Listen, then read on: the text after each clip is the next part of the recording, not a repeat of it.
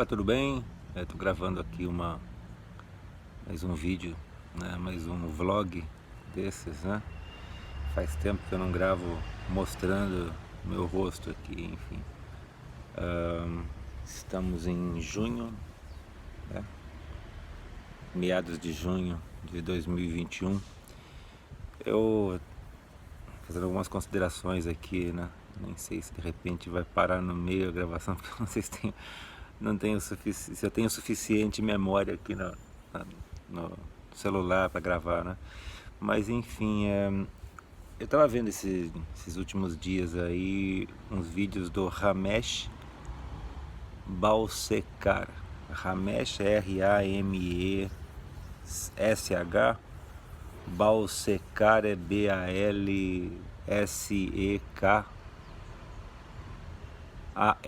C-K com K. E eu descobri o nome dele, mas eu tinha visto um vídeo dele há muito tempo atrás, coisa de próximo de 10 anos atrás, que eu fiquei muito fascinado. Um vídeo curtinho, ele falando sobre iluminação. Ele é um guru, né? Foi um guru, morreu em 2009.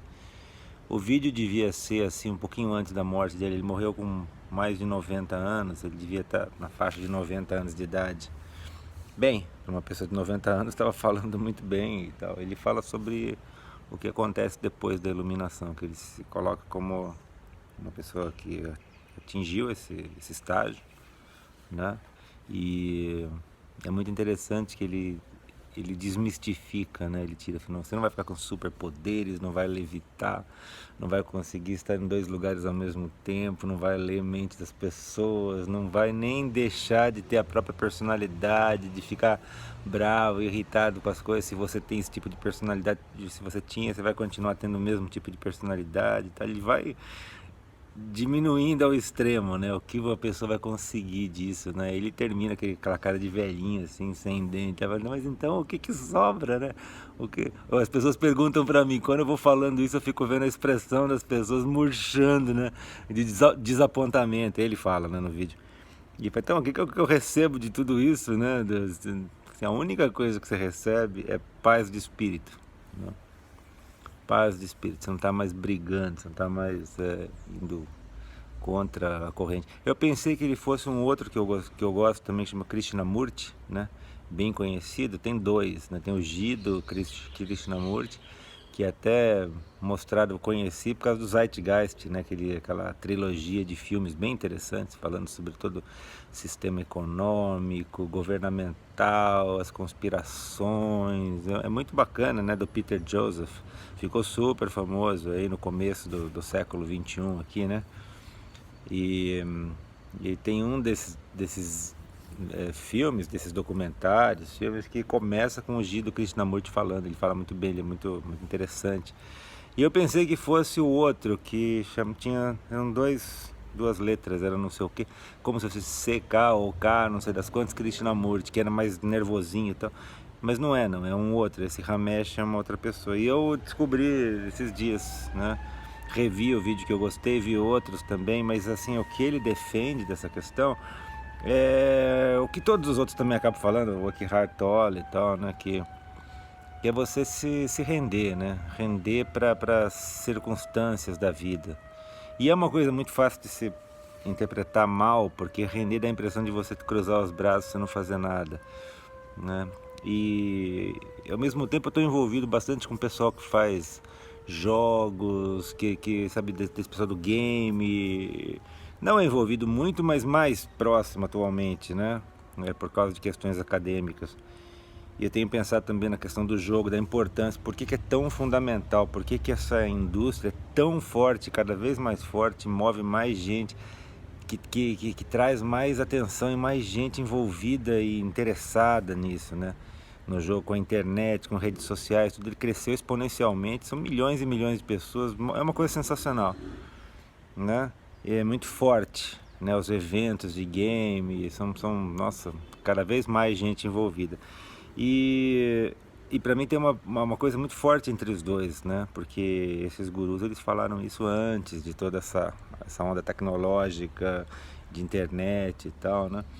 E o game, ele para mim simboliza muito essa atitude, que é de você estar numa simulação, que você vai fazer o seu melhor. Você vai lá e vai jogar, mas você sabe que é um jogo, né? Então não é você ficar passivo no jogo, você vai encarar como um desafio e vai fazer o seu melhor e vai se divertir com o processo.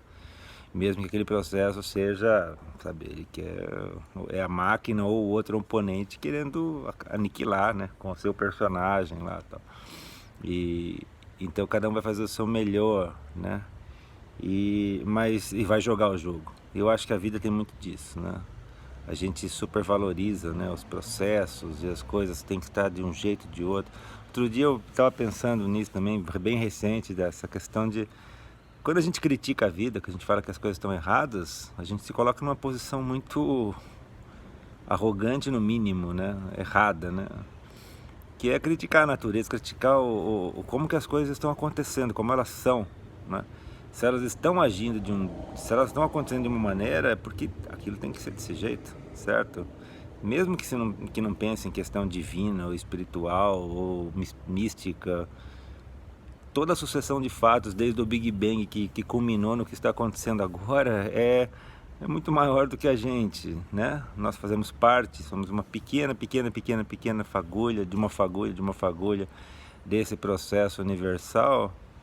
Estamos sujeitos a essa lei. Então, o que o Ramesh fala, mais ou menos na linguagem do século XX, né, daquele jeito, parece que ele era bancário, ele trabalhou com banco, com dinheiro, com finanças, tá? Então ele tem assim a maneira de pensar, né, as analogias são desse lado, assim, né?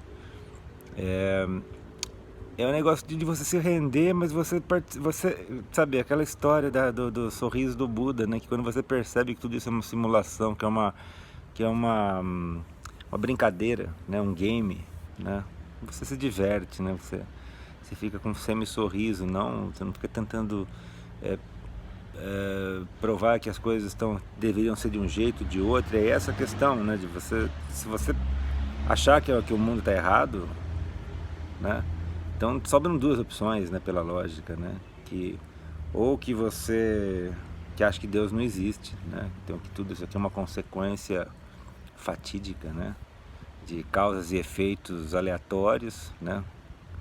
Ou que Deus é terrível, Deus é um mafioso, como se fosse de um cartel aí, né? O Pablo Escobar, o poderoso chefão, né? Medonho, né? Porque se ele cria um universo de sofrimento e de penitência e tal. Eu acho que, assim, na minha maneira de ver, o que nós temos atualmente com a tecnologia prova isso, é um jogo, né? Nós temos que levar isso da melhor maneira possível, sem nos envolvermos, sem tentar não nos envolver por nós, né? Porque uma vez que você começa a encarar que as coisas estão erradas ou injustas, ou, sabe, aí isso gera a resistência ao processo, gera o nosso sofrimento, nós não nos conformarmos, né, com alguma coisa, acharmos que está errado, que não deveria ter sido assim, que foi do outro jeito. E eu sou o rei de fazer isso também. Estou falando isso, eu gravo esses vlogs mais para mim, né, porque inclusive pouquíssimas pessoas vêm, mas assim como uma maneira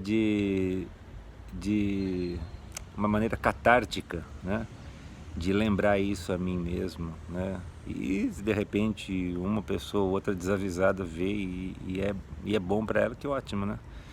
Mas não é a minha intenção, né? Provar nada, nem ensinar nada, porque, enfim, a vida está aqui para fazer isso, né? Então eu queria só deixar registrado esse negócio, essa união, né, dessa questão do game, da comunidade enorme do game, que ainda por cima, deixa eu terminar meu raciocínio, o game, Ramesh, Balsekar, a iluminação, a vida, Deus, tudo isso está conectado nesse sentido, sabe, da gente jogar esse jogo, né, que é a vida, tentando não nos envolvermos e respeitando os desidérios, né? Como que as coisas se estabelecem. Se uma grande injustiça acontece, a gente aceita isso como uma coisa que está além da nossa possibilidade. A gente faz tudo o que puder para evitar, a gente faz o melhor para remendar, né? quanto que eu já briguei com situações, sei lá, com vizinhos que queriam cortar árvores, ou que invadiam e cortavam enquanto eu não estava, ou que faziam coisas. E muitas dessas vezes, quando eu cruzei os braços, que eu falei, deixa, eu vou deixar, tive um lapso desse tipo né, de, de, de, de atitude, as coisas se dissolveram, assim, várias vezes se dissolveram. Aconteceram coisas, enfim, que eu poderia gravar vídeos contando historinhas, exemplos disso, mas as coisas se dissolvem, né, quando a gente não oferece resistência. Eu fiquei muito envolvido com todo esse processo, né? Porque para mim, se o propósito é esse, a gente aprender, a gente entender a ilusão da vida, né? O que chama de Maia, né? E não só entender, né? De fato aceitar isso e viver e conviver com isso, né? E não oferecer resistência, mas ao mesmo tempo ser um jogador, né? Porque também não tem graça nenhuma um jogo que você não vai mexer nos comandos, que você vai simplesmente deixar a coisa, né, correr lá e o bonequinho ser morto no primeiro desafio que acontecer. Não, a graça é jogar, né? Mas sabendo que isso é um jogo. Então, o que eu ia falar com relação à comunidade dos jogos também, o que me chama muita atenção, é que eles são altamente cooperativos, não só dos jogos, como da tecnologia, das redes sociais, e dessa parte do outro lado que a maioria das pessoas não vê, porque a maioria das pessoas na tecnologia, que pensa na tecnologia, pensa como como é que se fala? Um usuário dela, né? Então você tem um app, você tem uma planilha, um editor de texto, alguma coisa que a pessoa aprende a mexer, ela se sente, né, envolvida na tecnologia, mas ela está vendo de um lado da janela. Esse é o lado do usuário, não o lado do desenvolvedor. Quem foi que fez aquela planilha? Quem foi que fez aquela ferramenta? E essa comunidade traz os que estão criando esse processo todo que a gente usufrui, os aplicativos, os apps, as tecnologias, as redes sociais e a manutenção de tudo isso é extremamente cooperativa. Então, quando você se envolve em algum tipo de desenvolvimento aí, de software livre e tal, é muito interessante, mesmo que não seja livre, mesmo comercial, é muito interessante de ver como eles cooperam. Em vez de competirem, eles estão cooperando. E esse é o, sabe, isso para mim seria um passo evolutivo da humanidade, que a gente deixasse de ser tão competitivo e passe a ser mais cooperativo. Coisa que a gente não vê em todas as outras áreas, né? Em grande parte das áreas, mesmo na área acadêmica que eu estou envolvido, é uma competição tonta, né? Numa de vaidade enfim, de ficar escondendo, né, coisinhas e detalhes, de dados, né? Esse lado, esse pessoal, eles cooperam entre eles, né? Eles trocam informações. Se alguém tem alguma dúvida de código, de como fazer, de programar uma função, uma classe, não sei o que, tal, uma linguagem, pega, sabe, liga para um, liga para outro e eles criam essa rede social muito antes de existir da internet, já existia. Eu já via isso lá no Vale do Silício, lá quando eu trabalhei, no final da década de 90, isso me chamava muita atenção, essa cooperação muito forte entre eles. E esses estão por trás da cortina que a imensa maioria da humanidade está, né? Eu também, né? Sou muito mais um usuário da tecnologia do que um desenvolvedor, né? Apesar de ficar sempre dando uma olhadinha atrás da cortina de vez em quando, né? Vou olhando o maquinário disso. Então isso, assim, me chama muita atenção, essas evidências, né? E essas confluências, né? Em todas, no final das contas é isso, quando a gente encara isso tudo aqui como uma simulação, né? E deixa de dar tanta importância à individualidade, tanto nossa quanto dos outros, né? Que isso é uma coisa que está em todas as religiões, né? Mesmo o cristianismo, né? Tem aquela passagem de Jesus que chamam lá, ele fala assim, sua mãe e seus irmãos estão aí. Ele fala aquela coisa que fica misteriosa, fica até um pouco agressiva. Para quem são minhas mães, quem são meus irmãos, quem é minha mãe, né? Ou seja, como se fosse, nossa, família em primeiro lugar e tal, os laços. Não, ele coloca tudo igual, né? Quem são eles, né? Ele vai tratar a mãe dele mal, com diferença? Não, ele vai tratar bem, ele vai tratar como trataria uma outra senhora também, né? O respeito ao outro ser humano, né? inclusive ao, ao que seja bastante defeituoso, que tenha uma moralidade, que tenha um perfil corrosivo, tóxico, ele vai tratar também, né, dessa mesma maneira, entendendo. Então é muito bacana, né, de a gente olhar assim, no final das contas, quando a gente chega a conclusões, a gente olha para trás, né, fala, nossa, mas lá atrás tinha isso, estava tudo evidente, né, as evidências estão todas aí, né. Então o meu capítulo é esse, assim, nesse momento, assim, que pelo menos já estive algumas vezes. A gente esquece, a gente cai de novo na ilusão, a gente deixa de ser tão consciente, a gente volta a ficar assim, quase com um estado letárgico, né, de entendimento disso, e volta a degladiar, né, e a ficar e se sentir injustiçado e tal, e coisas acontecem, detalhes que desafiam, né? E aí a gente agora eu estou num momento mais de elevação, de entender novamente isso. Eu resolvi gravar esse vídeo fazendo essas considerações, tá? Então tá bom. Tudo de bom aí para vocês e até uma próxima oportunidade.